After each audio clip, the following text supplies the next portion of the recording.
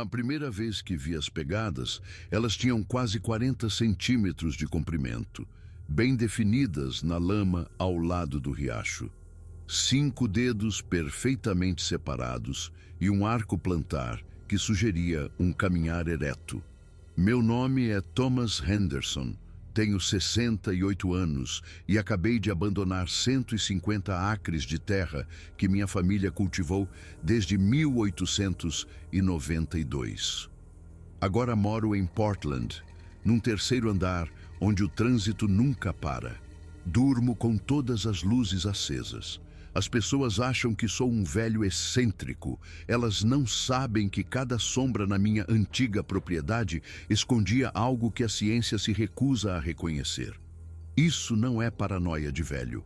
Tenho gravações, lembranças que me acordam aos gritos e razões concretas pelas quais nunca mais voltarei para as montanhas onde nasci. Minha história começa há 3 anos. Eu morava com minha esposa, Ellen, num rancho de 150 acres, nas cascatas do norte do Oregon. Nosso vizinho mais próximo ficava a 23 quilômetros de distância. Criávamos ovelhas, plantávamos vegetais e vivíamos de forma quase totalmente autossuficiente. Ellen faleceu em março, depois de 6 meses lutando contra um câncer de pâncreas. Nossos filhos, Jennifer e Mark, vieram para o funeral e me imploraram para vender o rancho. Falaram dos perigos de morar sozinho na minha idade, num lugar tão remoto. Sem sinal de celular, com uma linha de telefone que caía a cada tempestade, eu estava completamente isolado. Mas recusei seus apelos. Meu bisavô construiu a casa com toras da floresta ao redor. 5 gerações de Hendersons estavam enterradas no cemitério da família, atrás da casa, sendo o túmulo de Ellen o mais recente. Eu conhecia os perigos: ursos negros, pumas, lobos. Mantinha um rifle 30-06 ao lado da porta e uma pistola calibre 45 no cinto. Mas a floresta profunda sempre teve algo de errado. Ao longo dos anos, eu tinha ouvido sons que não eram exatamente de animais nem de humanos, batidas em madeira que ecoavam pela mata, vocalizações que pareciam chamados de primatas, mas com uma inteligência que me arrepiava a pele. Ellen descartava esses sons, e eu me convencia de que ela tinha razão. Depois da morte dela, quando a casa ficou em silêncio, comecei a prestar mais atenção. As batidas se tornaram mais frequentes, em padrões que sugeriam comunicação. As vocalizações mais ousadas eram respondidas de diferentes direções. O mais perturbador eram os passos pesados, deliberados, bípedes, vindos da linha das árvores depois do anoitecer. Durante meu primeiro verão sozinho, encontrei sinais. Pegadas enormes, árvores com a casca arrancada em alturas impossíveis, arranjos de pedras e galhos que pareciam propositais. O primeiro ataque ocorreu no final de julho. Uma ovelha jovem com o pescoço quebrado num ângulo impossível, sem marcas de garras nem sinais de ataque de urso. A carcaça não havia sido devorada. 3 semanas depois, perdi 7 galinhas em uma noite. Pescoços quebrados de forma limpa, corpos dispostos num padrão circular, sem marcas de arrasto, sem sinal de que foram comidas. Algo havia alcançado através da tela e as matado por prazer. Reforcei o galinheiro com arame mais grosso e instalei luzes com sensor de movimento. Quando Mark veio me visitar, sugeriu instalar uma câmera de trilha com visão noturna infravermelha. Durante o primeiro mês, ela gravou guaxinins, veados e raposas. Eu relaxei, convencido de que o predador tinha ido embora. Mas conforme setembro virava outubro, algo mudou. Os sons normais da vida selvagem diminuíram, substituídos por um silêncio antinatural. As ovelhas ficaram nervosas, agrupando-se perto do celeiro e olhando para a linha das árvores com intensidade. As batidas na madeira voltaram com força total, em padrões que pareciam uma comunicação codificada. As vocalizações eram chamados guturais e profundos, que combinavam elementos humanos e animais com uma inteligência inconfundível. A câmera capturou anomalias, sombras enormes se movendo na borda do enquadramento, assinaturas de calor bípedes muito maiores que qualquer humano, olhos brilhantes refletidos no flash infravermelho, posicionados altos e afastados demais para qualquer animal conhecido. A presença se tornava mais ousada a cada noite, aproximando-se da casa. Algo estava estudando minhas rotinas, aprendendo meus hábitos. Na terceira semana de outubro, eu dormia com o rifle ao lado da minha cama. O isolamento que antes me trazia paz, agora parecia vulnerabilidade. As ovelhas abandonaram os pastos próximos à floresta, aterrorizadas. Pensei em fugir, mas esta era minha casa, a terra da minha família. A decisão de ficar seria tanto a mais corajosa quanto a mais tola da minha vida. O dia 26 de outubro começou normalmente. Alimentei os animais, rachei lenha, jantei ensopado de veado. Por volta das 9 da noite, notei o silêncio incomum, sem grilos, corujas ou o farfalhar de animais. Até o vento havia parado. Verifiquei as fechaduras, confirmei que as janelas estavam seguras e que minhas armas estavam carregadas. Acordei várias vezes naquela noite, até que finalmente, às 2h34 da manhã, o cansaço me arrastou para um sono profundo. Acordei com um silêncio ainda mais profundo, sem canto de pássaros, sem balido de ovelhas. A janela da cozinha mostrava o galinheiro com a tela arrancada como se fosse papel alumínio, enrolada em tiras que demonstravam uma força incrível aplicada com precisão. Penas manchadas de sangue flutuavam na brisa. 30 galinhas tinham ido dormir. Agora, apenas 6 sobreviventes traumatizadas restavam. A carnificina não era obra de raposas. Foi uma destruição sistemática, executada com maldade. A gravação da câmera destruiu minha visão racional do mundo. Às 11h52 da noite, uma figura humanoide enorme emergiu da linha das árvores, 2,70 metros de altura, corpo coberto de pelos escuros, braços que pendiam quase até os joelhos, ombros largos, cabeça sem pescoço visível. Mas foi a inteligência em seu movimento que me aterrorizou. Aproximou-se com um propósito deliberado, examinando a tela antes de desmontá-la sistematicamente. Suas mãos trabalhavam com a precisão de um mestre artesão, arrancando o arame pesado como se fosse papel. Durante 35 minutos, matou rápida e eficientemente, quebrando pescoços com gestos casuais. Matou muito mais do que poderia comer, deixando a maioria intacta. Parecia encontrar prazer no massacre. O mais perturbador foi quando olhou diretamente para a câmera. Seus olhos refletiam o flash infravermelho como brasas.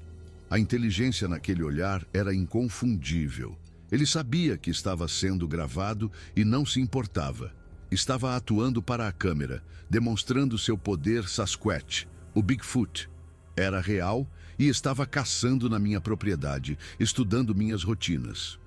O telefone mais próximo ficava em Cascade Falls, a 30 quilômetros de distância. Coloquei a câmera na minha caminhonete e dirigi até a cidade. David Miller assistiu à gravação 2 vezes. Quando a criatura olhou para a câmera, ele recuou como se ela pudesse alcançá-lo. Ele sugeriu que eu contatasse o posto de guardas florestais em Government Camp. A conversa foi breve e frustrante.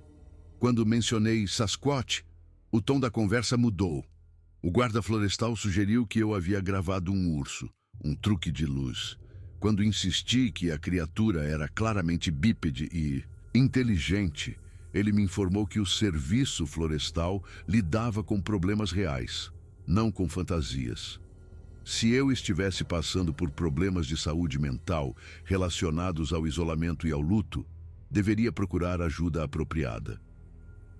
A ligação terminou abruptamente. A expressão de David havia mudado para constrangimento. Ele me conhecia há 25 anos, mas agora me olhava como se eu tivesse enlouquecido. Quando ele sugeriu que o estresse havia me afetado, eu soube que estava sozinho. A viagem de volta pareceu uma eternidade. Quando minha casa apareceu, as ovelhas não estavam em lugar nenhum. Algo as havia assustado para os cantos mais profundos da floresta, ou pior. As 3 semanas seguintes passaram em ansiedade crescente. Substituí o galinheiro por uma estrutura reforçada como uma fortaleza tela de aço, fechaduras duplas, sensores de movimento. Mas eu sabia que, se a criatura quisesse destruir minhas defesas, nada a impediria. Reposicionei a câmera e as imagens revelaram uma propriedade sob cerco. Pegadas enormes, casca de árvore arrancada em alturas impossíveis, arranjos de pedras que indicavam inteligência. A criatura ainda estava lá, observando, planejando. As ovelhas haviam desaparecido. Encontrei ossos espalhados, caixas torácicas limpas, ossos das pernas quebrados para extrair o tutano. A destruição era eficiente demais para necrófagos naturais. Algo com inteligência de nível humano estava eliminando sistematicamente meu rebanho. O isolamento estava cobrando seu preço. Sem Ellen para me ancorar, eu sentia que estava mergulhando na paranoia. Falava sozinho constantemente, preenchia o silêncio com rádio e música. A casa parecia uma prisão. Comecei a traçar planos de contingência. Mantive uma mala pronta, o tanque cheio e ensaiei a rota até a rodovia. Mas esperei demais. O dia 14 de novembro amanheceu cinzento e amargo. A bateria da câmera havia morrido e passei a manhã trocando-a. À medida que a tarde se esvaía, a sensação de catástrofe se tornou avassaladora. A floresta silenciosa demais, o ar parado demais, as sombras profundas demais. A escuridão caiu, trazendo batidas na madeira mais urgentes, mais agressivas. Respostas de múltiplas direções. Eles estavam se comunicando, coordenando. Por volta das 10 da noite, as vocalizações começaram. Chamados guturais que arrepiaram os pelos dos meus braços. Contei pelo menos 4 vozes distintas. Então os passos começaram. Pisadas pesadas, deliberadas, cercando a casa a 50 metros de distância. Eu rastreava os sons, observando movimentos na escuridão. Eles não tinham pressa, estudando as defesas, apertando gradualmente o círculo. Às 11, eu sabia que estava em perigo imediato. Quando um deles entrou na luz, vislumbrei pelos escuros e olhos que refletiam como metal polido. Peguei minha mala, verifiquei minha pistola e fui para a porta dos fundos, onde estava a caminhonete. Dei ré sem os faróis, usando apenas a luz do painel. A 30 metros de distância, acendi as luzes e os vi. 3 figuras enormes emergindo da floresta, movendo-se em direção à casa. Sob os faróis, eram ainda mais aterradoras. Pelo menos 2,70 metros, pelos escuros e emaranhados, olhos que refletiam a luz como espelhos, movimentos com uma inteligência inconfundível. Eles pararam quando as luzes os atingiram, virando-se para me encarar. Então um deles levantou o braço e apontou para mim. O gesto era tão humano, tão ameaçador, que meu sangue gelou. Pisei fundo no acelerador e disparei pela estrada sem olhar para trás. No retrovisor, eu podia vê-los observando minha retirada até que a escuridão os engoliu. Cheguei em Cascade Falls à 1h12 da manhã. Parei no posto de gasolina, deixando meu coração voltar ao normal. David Miller me levou para dentro e preparou um café. Quando terminei meu relato, ele sugeriu que eu dirigisse até Government Camp e ficasse no motel. Passei o resto da noite em seu quarto de hóspedes, mas dormir foi impossível. Quando o dia amanheceu, senti que havia envelhecido uma década. Fiz check-in no Pine Lodge Motel. Quando Jennifer finalmente ligou naquela noite, contei sobre os ataques e minha decisão de deixar o rancho temporariamente. Não mencionei o Sasquatch, nem a gravação da câmera. Algumas verdades eram perigosas demais. Ela ficou aliviada por eu admitir que não conseguiria viver sozinho indefinidamente. Em 2 semanas, eu estava morando no apartamento dela em Seattle. A adaptação foi traumática, mas à noite, pela primeira vez em meses, Me senti seguro. Morei em Seattle por 9 meses antes de criar coragem para voltar ao rancho. Mark queria que eu vendesse, mas 150 acres representavam o trabalho da minha vida, o legado da minha família. Quando entrei na estrada do rancho no início de agosto, minhas mãos tremiam. A casa ainda estava de pé, mas por pouco. Parecia que um tornado tinha passado por ali. Não era um dano aleatório, mas uma demolição sistemática que apenas a inteligência poderia realizar. A varanda arrancada das fundações, janelas estilhaçadas de dentro para fora, a porta pendurada por uma dobradiça com tábuas partidas e marcadas por garras enormes lá dentro, os móveis reduzidos a farpas. A mesa da cozinha, onde Ellen e eu compartilhamos 43 anos de refeições, era um monte de lascas. O aparador de porcelana da avó dela, tombado, a porcelana moída até virar pó. O fogão a lenha de ferro fundido, virado, seu cano arrancado do teto, mas foi a natureza sistemática que me gelou. Cada fotografia de família deliberadamente destruída. A caixa de joias de Ellen, aberta, seu conteúdo espalhado pelo chão, não roubado, apenas destruído. Livros que estavam na minha família por gerações, rasgados, suas páginas cobrindo a sala. As escadas arrancadas da parede. No andar de cima, minhas roupas em farrapos, gavetas arrancadas e espatifadas contra as paredes. Os colchões rasgados, seu enchimento espalhado. No quarto de costura de Ellen, encontrei marcas de mãos enormes, pressionadas no gesso, cada dedo claramente definido. O dobro do tamanho das minhas mãos. Algumas a 2,5 metros do chão, outras pressionadas no próprio teto, como se o que as fez se movesse por paredes e teto como uma aranha gigante. O porão revelou o horror final. Minha oficina completamente destruída. Ferramentas torcidas em formas irreconhecíveis. A bigorna do meu pai, de 90 quilos, arremessada com tanta força que se cravou 15 centímetros na parede de concreto, a bancada de carvalho reduzida a lascas. Mas no canto encontrei o que finalmente quebrou meu espírito.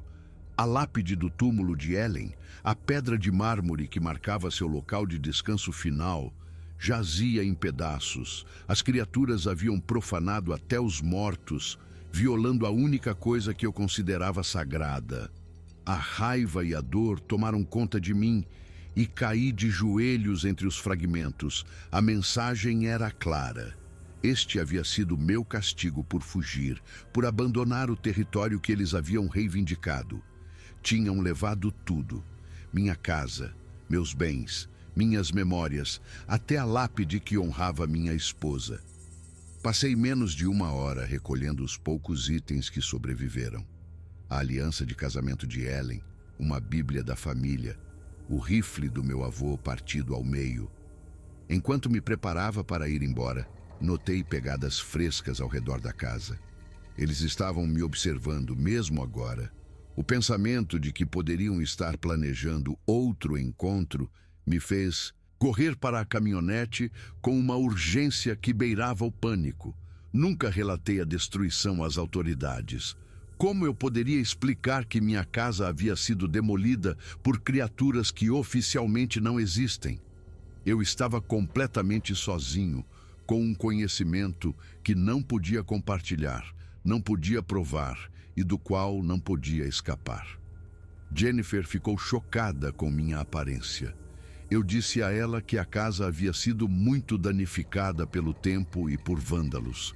A mentira saiu com facilidade, mas a verdade teria destruído minha credibilidade. Mark me ajudou a finalizar a venda. O preço foi baixo e em 3 meses a escritura foi transferida para um jovem casal da Califórnia. Eu nunca os avisei. Eles teriam descartado minha história como os delírios de um velho senil. Além disso, talvez as criaturas deixassem os novos proprietários em paz. Era uma esperança covarde, mas ainda assim, uma esperança. O dinheiro me permitiu comprar um apartamento em Seattle. Preenchi meus dias com trabalho voluntário na biblioteca, mas as noites continuavam difíceis. Os sons urbanos não conseguiam mascarar completamente as memórias das batidas em madeira ecoando por florestas silenciosas. O sono só vinha com remédios prescritos. 4 anos se passaram desde que abandonei o rancho. Aprendi a funcionar em um mundo que não tem lugar para a verdade que carrego. Eu sorrio quando as pessoas falam do Bigfoot como folclore. Tornei-me habilidoso em mudar de assunto. Mas monitoro as notícias do Oregon obsessivamente. Na primavera passada, um alpinista desapareceu no Mount Hood. Seu acampamento foi encontrado destruído, mas seu corpo nunca foi recuperado. O relatório oficial culpou um urso, mas a descrição me lembrou fortemente demais das minhas experiências. Há 8 meses, recebi uma ligação de David Miller. O casal que comprou meu rancho durou menos de 1 ano antes de abandonar a propriedade. Eles contaram a ele sobre sons estranhos, gado desaparecendo, equipamentos destruídos. Quando David descreveu suas experiências, sentiu calafrio familiar. As criaturas ainda estavam lá, ainda protegendo seu território. O rancho permanece vazio agora, oficialmente à venda, sem atrair compradores. Os corretores sussurram que a propriedade está amaldiçoada. O preço cai a cada poucos meses, mas até os compradores desesperados sentem que algo está errado. Guardo a gravação da câmera de trilha em um pendrive escondido no meu armário, a única prova do que testemunhei. A criatura sabia que estava sendo gravada e queria que eu visse do que era capaz. Queria que eu entendesse que eu estava vivendo em seu território apenas por sua tolerância. Jennifer se preocupa com minha saúde mental, sugere terapia, Mark liga semanalmente. Eles são bons filhos, mas vivem em um mundo onde monstros existem apenas em filmes. Pensei em escrever tudo o que vivi, mas quem acreditaria em tal relato? A comunidade científica descarta os encontros como identificação equivocada. A polícia trata esses relatórios como evidência de instabilidade mental. Então, permaneço em silêncio, carregando um conhecimento que se torna mais pesado a cada dia. Em algum lugar nas montanhas do norte do Oregon, predadores inteligentes mantêm um território onde os humanos entram por sua própria conta e risco. Eles possuem a astúcia para evitar a detecção científica e a força para eliminar qualquer ameaça.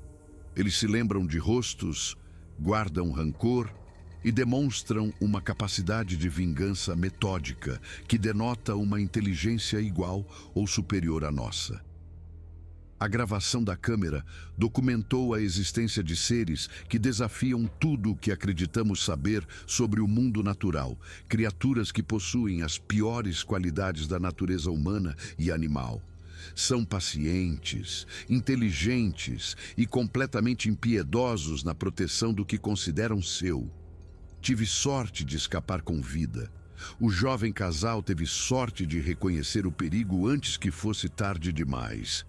Mas outros não serão tão sábios. A imensidão selvagem é vasta e essas criaturas aprenderam a explorar a arrogância e o ceticismo humanos. Elas sabem que não acreditaremos nos sobreviventes, que não tomaremos precauções contra ameaças que a ciência se recusa a reconhecer. Cada vez que vejo reportagens sobre alpinistas desaparecidos, me pergunto se outra família está prestes a aprender o que eu aprendi. Me pergunto se, em algum lugar na escuridão entre as árvores, olhos antigos estão observando novas vítimas. O conhecimento de que eu poderia avisá-los pesa na minha consciência. Mas quem ouviria o conto de um velho sobre monstros na floresta? Quem acreditaria que o material dos pesadelos anda sobre 2 pernas pela natureza selvagem? A gravação permanece escondida. 35 minutos de prova de que o mundo é muito mais estranho e perigoso do que a maioria pode aceitar. Algum dia, talvez, encontrarei a coragem de compartilhá-la com alguém que possa acreditar. Mas, até lá, Continuarei vivendo com o conhecimento de que há coisas na natureza que veem os humanos não como a espécie dominante, mas como presa. A casa onde 5 gerações de Hendersons construíram seu lar agora está vazia. Mas a floresta que a rodeia está repleta de uma inteligência mais antiga e astuta que a nossa. Eu sobrevivi ao meu encontro com o desconhecido, mas nunca escaparei verdadeiramente dele. Toda noite, quando apago as luzes, lembro-me do som de passos pesados cercando minha casa. Cada sombra me lembra de formas se movendo com graça predatória. Cada som inexplicável traz de volta as batidas em madeira ecoando por árvores silenciosas. A câmera de trilha capturou a verdade naquela noite de outubro. A pergunta que me assombra é se alguém estará algum dia pronto para aceitar o que ela revela, se nossa espécie tem a coragem de reconhecer que compartilhamos este mundo com inteligências que aprenderam a nos caçar muito antes de aprendermos a caçá-las. Na natureza profunda, onde os celulares não funcionam e a ajuda está a dias de distância, predadores antigos ainda reivindicam um território que os mapas humanos nunca traçaram. Eles observam da linha das árvores, pacientes e calculistas, esperando pela próxima família que construirá um lar perto demais de seu domínio. E quando essa família chegar, cheia de confiança em sua superioridade tecnológica, eles descobrirão o que eu aprendi. Algumas lendas são reais. Alguns monstros andam sobre 2 pernas. E algumas verdades são perigosas demais para a sociedade civilizada aceitar. A gravação existe. As criaturas perduram. E em algum lugar na imensidão selvagem, elas ainda estão observando, ainda esperando, ainda protegendo um território onde os humanos entram por sua própria conta e risco. Meu nome é Thomas Henderson, e esta é a razão pela qual eu nunca mais voltarei para casa.